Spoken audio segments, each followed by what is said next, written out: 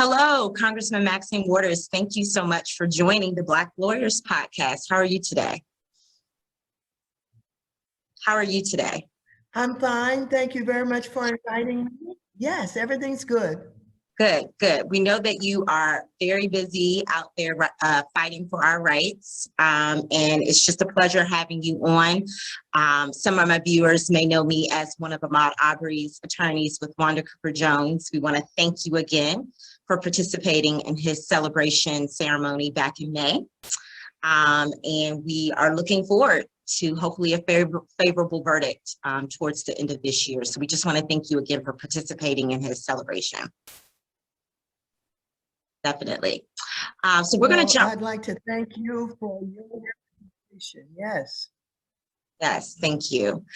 So we're going to jump right into your questions because, you know, this is the Black Lawyers Podcast that we're interviewing Black legislators, Black, mayors, Black lawyers, Black law professors, it's all Black everything on this channel.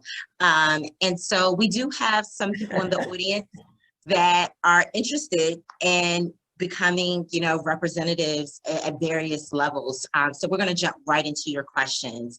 Why did you choose to become a congresswoman? Thank you very much for the question. I didn't exactly choose to become a congresswoman. The way that my life unfolded, it just kind of led me to the time when it was possible to be done. Even though I had not planned it, of course, I've always been interested in government and politics, even when I was in high school, where I got involved in so many ways with the Human Relations Club and all of those kinds of things. And then, of course, I went to work for Head Start. And I was in love with Head Start when it first came into being under the war on poverty. And being in Head Start led me to interact with a lot of elected officials at the time who were involved in this new war on poverty, from the federal government. And getting involved with these elected officials, I learned a lot about what they were all about, what they did, how they acted, what kind of public policy they were involved with. And so not only did I get interested, it led me to begin to manage political campaigns, where of course I learned every aspect of management. And then something opened up. A member of the California State Assembly decided to resign, had some problems. And of course, it was at that time when the women's movement was really beginning to become very active. And so with the National Women's Political Caucus, with the National Organization for Women, and with women like Bella Abzug and Gloria Steinem and women that I was meeting, they began to say, why don't you run when this opportunity became available? And so we kind of talked about it, and I ran, and I had a lot of support from women, and I had learned an awful lot, managing campaigns. And so I ran for the California State Assembly, and I was there for 14 years until the congressional seat became available. And it was almost a natural. The congressman at that time was Congressman Augustus Hawkins, who was literally retiring from office. And because I had been in the assembly, that seat that kind of overlapped, and I'd learned the district very well, I ran and I was successful. And that's what brought me into the House of Representatives of the Congress of the United States. Well, it sounds like it chose you. This profession definitely chose you. Yes, it looked like it was just, like you said, destiny for that position to open up. So obviously we're happy that the stars aligned and you've been in office for so long, advocating for so long. With you advocating, you mentioned your previous position prior to this. Would you have done, say, anything else? Let's just say your path did not cross with this ability to become a representative. Would you have done anything else? Well, I may have. I was interested in a lot of things when I was young. I was an athlete when I was young. I played basketball and volleyball, and I was a runner and a swimmer. Didn't know that. Yes, Wow, that's amazing. always interested in sports, and participated very heavily in sports. And so I was interested in that. And then too, I was a dancer. Okay, And well, I we have love, something in common. you I used to dancing? dance. Yes, I Okay. danced. I don't think I would be who I was if I wasn't a dancer. I've danced since I was 6, and I was even in the dance theater problem residency program. They would come between New York and DC on the East Coast. So Wow. yeah, I've danced modern, ballet, all professional I for. did ballet and interpretive dance Oh when I was wow. very young. We just happened to have a very, very good community center in St. Louis, Missouri, where I was raised. And it was there that we spent a lot of time. And every neighborhood had its own center. And in our center, we had a Olympic-sized swimming pool. That's why I learned how to really swim.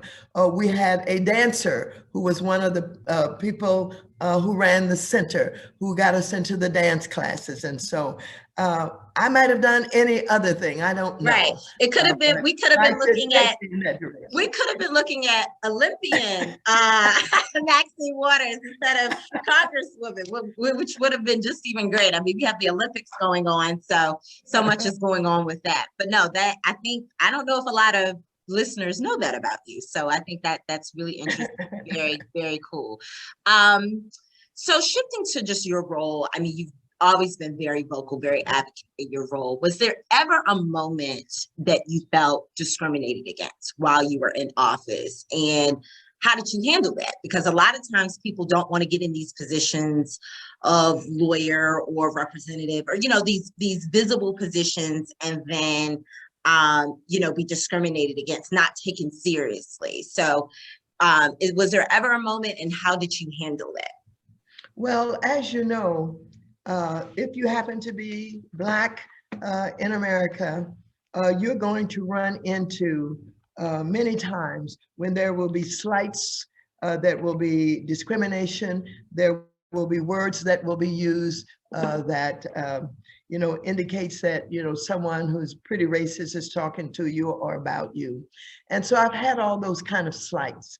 I can recall, not in my work, but when I first started riding airplanes first class, and sometimes the host would ask me when I was hanging my my jacket or my luggage up where the additional luggage, so they would ask me, "Oh, what seat are you sitting in?" Or, "You're not supposed to hang your luggage here." Because they just assumed you were a coach. That's right.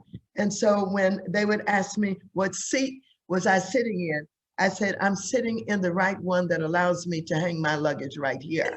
And so I've had those kind of slights. And then, of course, in politics, which was, still majority male, there are all kind of little slights that you experience. You can be in a room and you can come up with an idea. And the next thing you know, some man is, repeating your idea for himself. As if you didn't say it. Ever said. You know what I mean? That happened a lot in time.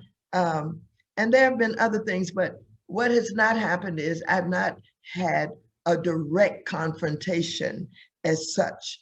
And I've been pretty fortunate about that. I've had more confrontations as a member of Congress with people, who evidently had a racist attitude. And recently one even confronted me in a restaurant. And they don't say racist things, but what they say is they don't like something I said. They don't like a position that I took. But that, if you were not Black, you would not be approached that way. They probably would not. They would think twice about doing it. They think that they can get away with doing it with you, and that you're fly. Well, you have your famous reclaiming your time, which you haven't trademarked it. I'm gonna trademark it for you, because everybody Everybody uses it, okay? So we know that you will hit them with a saying if they come to you incorrectly. That's, again, you have this whole younger generation that just Yes. really embraces you and loves you for that. So I just think it's great because a lot of times, these other career paths are more celebrated, singer, dancer, rapper, whatever, which is Yes. nothing wrong with that. Yes. But I Yes. just like that you have made it cool to be, a representative, a politician. So we thank you for that. Thank you for sharing that with me. It makes me feel good. It really Yes, so does. you Thank have you. a whole generation that really younger generation that really supports what you're doing. Speaking of which, what would be your advice if someone wanted to become, like a politician or representative on any level, whether it be congressman, mayor, senator, if you're Black and you're getting into this role, would you have anything off the top of your head in terms of just initial advice? Absolutely. I think people who are interested or even think they're interested, get involved as early as you possibly can in campaigns, get to know elected officials. A lot of times you start out as a volunteer of some kind, or you get with an organization that's focused on a particular issue that you might be interested in, but get involved. And I know that a lot of people may have a career already, but they're interested, but they don't have a lot of time. They don't think they have a lot of time. But the best way to pursue a political career is to interact with politicians and get involved with the party that you're interested in. It's very easy to compete to be a delegate in the Democratic Party at the national conventions. Just learn the rules, learn what the rules are, sign up, go to the meetings, get to know some people, figure out how it's all done. But involvement is the best way to do it. It is not easy to step out from non-involvement and all of a sudden be known or to understand how it all works. But involvement will help to move you to the point of wanting to run and understanding what it takes. I agree. I actually, volunteered in the White House Correspondence Office. They always look for volunteers. And then in high school, so I went to Benjamin Maneker in Washington, D.C. So it was the academic school. So we had internships on Capitol Hill. So I actually volunteered for Senator Moynihan's office. So I always tell people you can start, with the internships and things like that. My dad also previously worked on the Hill. So, just get in where you fit in. But I like the idea of maybe even just starting with organizations with issues you care about, because that's how you can really start to stand out if you're really focusing on certain issues. So I think that's absolutely. Yeah, I think that's a great tip. Let's see how that kind of flows into the next question. How do you think we can grow our state and federal level government with more Black representatives? Because a lot of times I tell people, people get so angry about how decisions in cases are made or how things are passed. And I'm like, well, we do need to change the laws. That's a big thing. We do need to change some of these laws, but we also need to change the people that are in the office, so how can we grow, as a community, a Black community, how can we put more Black faces in these positions? Well, at one time, it was felt by Black people that you really couldn't run and be successful unless you ran in a district where it was majority Black, for example. That's not the case anymore. It's not the case because, number one, there are fewer districts that are majority Black anymore in this country. You may have them that, maybe 30, 40%. My district, for example, it's only, I think, about 23 African Americans in my district, 23,000. 23,000 about, we have 750, so it has to be more than 23,000. The percentage is 23% Black. And so that's clearly not the majority. So no, it's not the majority. The majority is Latinx. And then we have a combination of Asians and whites. It is pretty diverse. but certainly not majority. And then I think if you take a look at most of the Black officials that are not in the Deep South, we don't have majority Black districts. And so I think people have to get over the notion that you have to have a Black district to run, but you do have to get known, and you do have to understand the issues of other cultures and other ethnic groups. And so that if you're really interested in running in a diverse community, get to know the people that make up that district, whether that congressional district or that city or that legislative district, so that you have an appreciation for what their issues are also, so that when you campaign, you're campaigning on issues of concern to the diversity in the district, and you're talking to people about issues that they care about.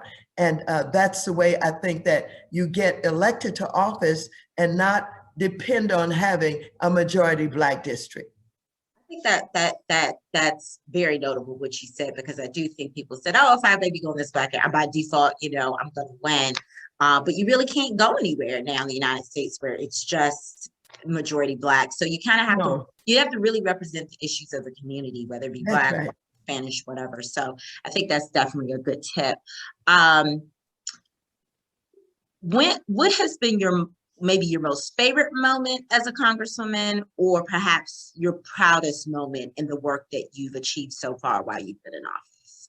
As it relates to public policy and serving in elective office, I've had some proud moments.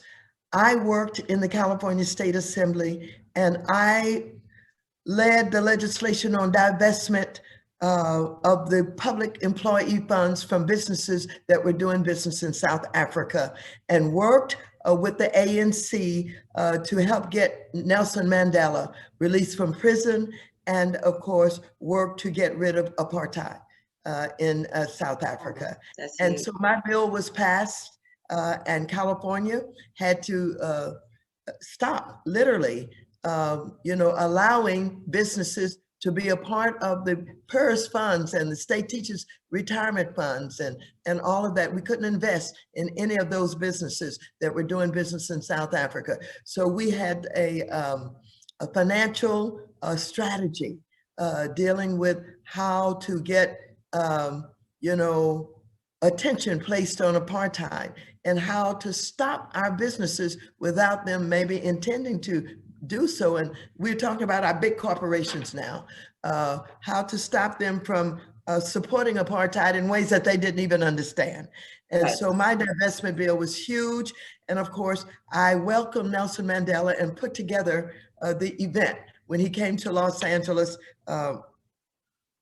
in our Coliseum, where we had 90,000 people or so. And then, of course, I went to his inauguration, which was fantastic, and just, absolutely, the most inspiring thing that you could ever be a part of. So that was very, very big for me, just to be as involved as I was in helping to get rid of apartheid in South Africa, helping to get Nelson Mandela released from prison, and then helping him to become the president of South Africa.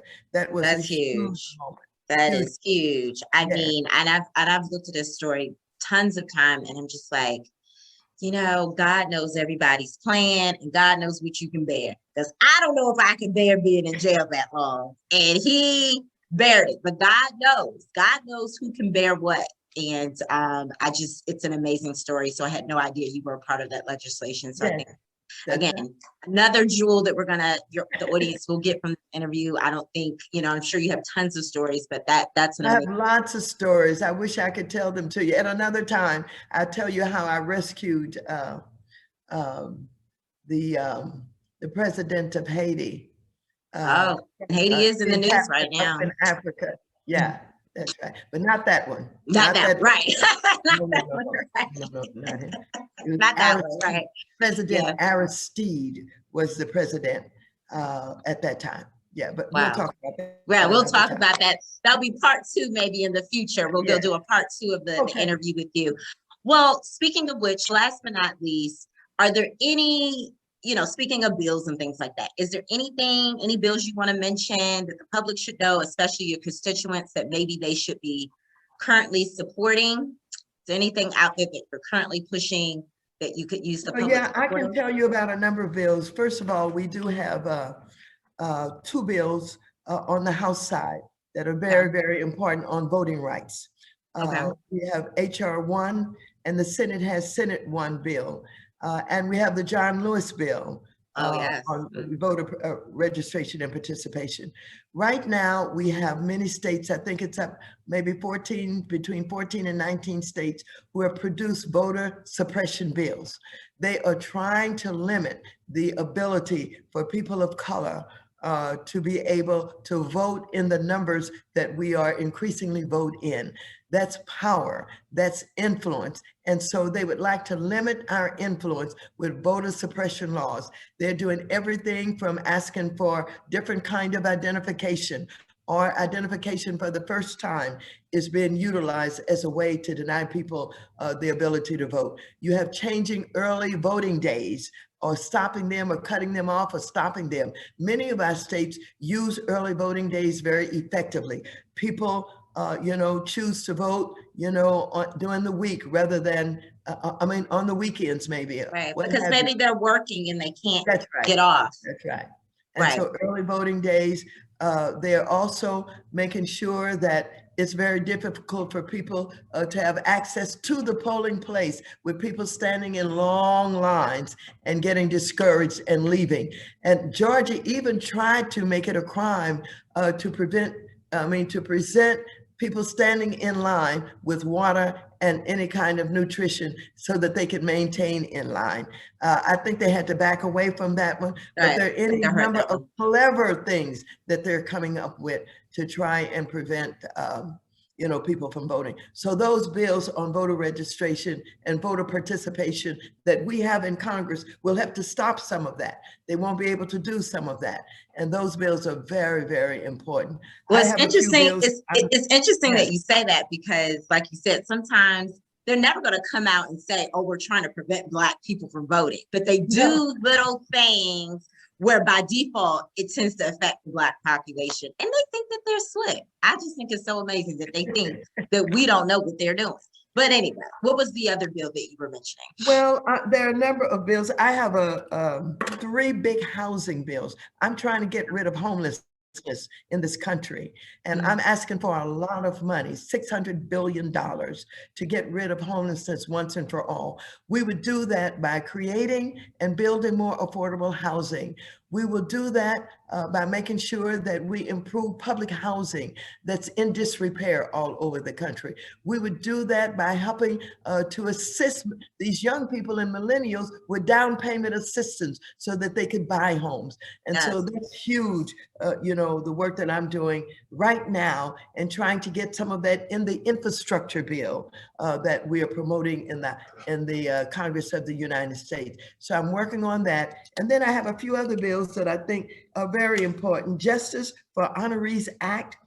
It increases the amount of money honorees in the federal system can receive per year of wrongful incarceration from $50,000 to $70,000 per year. This necessary change addresses the fact that the law providing compensation for exonerees who serve time for crimes they never committed is not adjusted for inflation and has not been updated in almost 2 decades. So if you've served time and you've been exonerated, whether it's the DNA or whatever. You've been exonerated.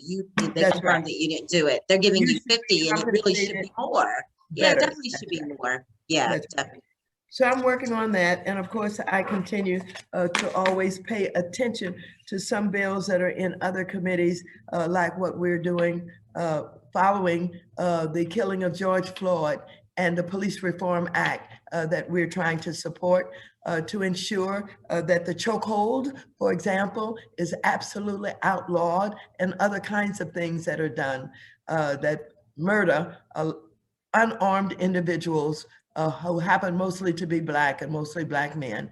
And so we're working on that. And of course, what you have done in working on and bringing to the attention of the world what happened to Arbery, and how you can be just innocent, minding your own business. Minding your own business. minding And your own business. out And doing what everybody should be doing, exercising a little bit, walking, jogging, what right, have you. And right. racists will find a way to kill you. And I tell you why that kind of hit me, and I don't know if I told you, I'm what is known as a lookaloo. And I Look-a-loo. Okay. stop and I look at houses up for sale, Okay. buildings that are being built for the first time. I'm a lookaloo. And oftentimes, I'm so interested, I will knock on the door where the workers are, and the workers will let me in, and they will show me what they're doing in constructing this new house. If I see one that is being, done, and there's nobody there, I'll go in. So, gee whiz, for someone to think that I'm there to steal something in a Right. vacant Or house, commit or any vacant sort of crime just because you're looking in. And that's essentially, that's literally all they could at least come up with, that it was reported that he was looking in some windows. So they took it upon themselves, as citizens, to go out after and arrest him. At a minimum, if you really felt like something was going on, call the police. The fact that you felt That's right. entitled, That's right, to right. go and approach him and do what you did, and then it appears to be covered up, because for months people didn't even hear about the case. So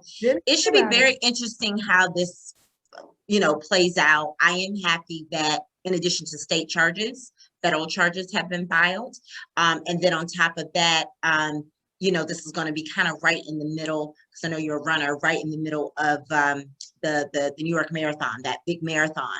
So you have a Yes. lot of Black runners running in Yes. his name, and it'll be all around that time. Oh, So that's it's going great. to bring even more attention to it kind of in the middle of the trial, because you're going to have a lot of Black runners running in his name. So Oh, that's wonderful. I didn't know about that. Thanks for yes, sharing. yes. And I'll make sure your office has that information about, that event, because I know ESPN is going to be covering it. They're going to get some footage for a documentary. So it's going to be huge. And the sole purpose of this documentary, they really want to air it, around the time of the trial, to just, again, put public pressure. Sometimes you're hung in the trial jury of the public before you even get to the courtroom. So they're definitely trying to just put more pressure on what really happened, really bring light to what happened, and just continue his legacy. He's obviously not here anymore, but you have so many people still advocating for him, including his mom, who's my client. And so we're just praying for the best, just like we were praying for the best for George Floyd. We're praying for the best for Ahmaud, and we shall see. Well, I really do believe that the facts that have been revealed are such that you're going to be successful. You're going I to really hope absolutely so. be I successful. really hope so. I really And hope I so. want, along with your success, I want you to know that you are recorded in history on this this case, and that this is one of the cases that will long be talked about and remembered, and you will be right there as the one who has really caused it to be known and to be exposed, and the one who has won and got some justice for his family, his mom, and the rest of them who are waiting anxiously to see.